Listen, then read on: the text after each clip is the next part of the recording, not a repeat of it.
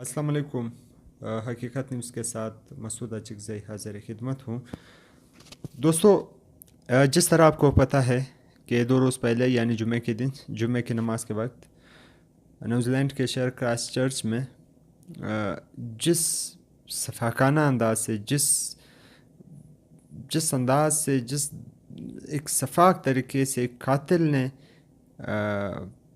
मस्जिद के अंदर घुसकर 40 से बेगुनाह मुसलमान नमाजियों को शहीद कर दिया।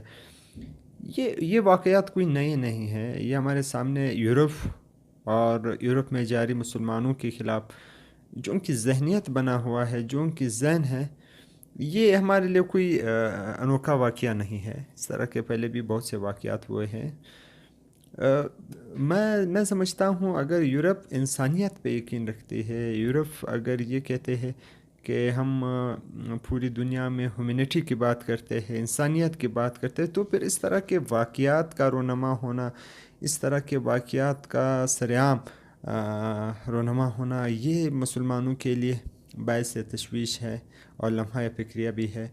कुछ लोग कहते हैं कि जी वो ज़हनी मरीज़ था और शराब के नशे में था।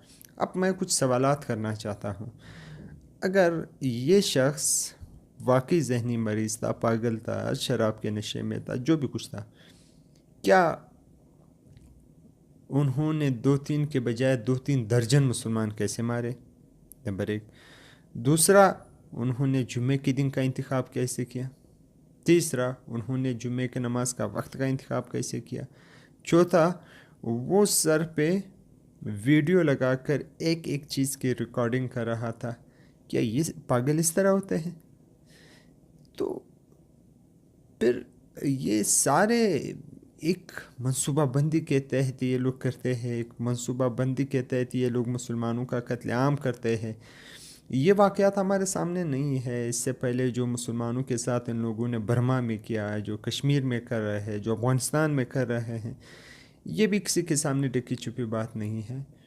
बहैसियत मुसलमान अब हमने सोचना चाहिए, बहैसियत एक पाकिस्तानी हमने सोचना चाहिए। इस वाक़े में 6 पाकिस्तानी भी शहीद हुए हैं। इनमें एक जो सरगोदा का एक ज़बरदस्त इंसान था, उन्होंने उनको पकड़ा था, लेकिन पीछे से उन्होंने वार किया, उसको भी शहीद किया और उसके बेटे तलाह को भी उसमें शहीद कर दिया गया। तो ये कुर्बानियाँ हैं।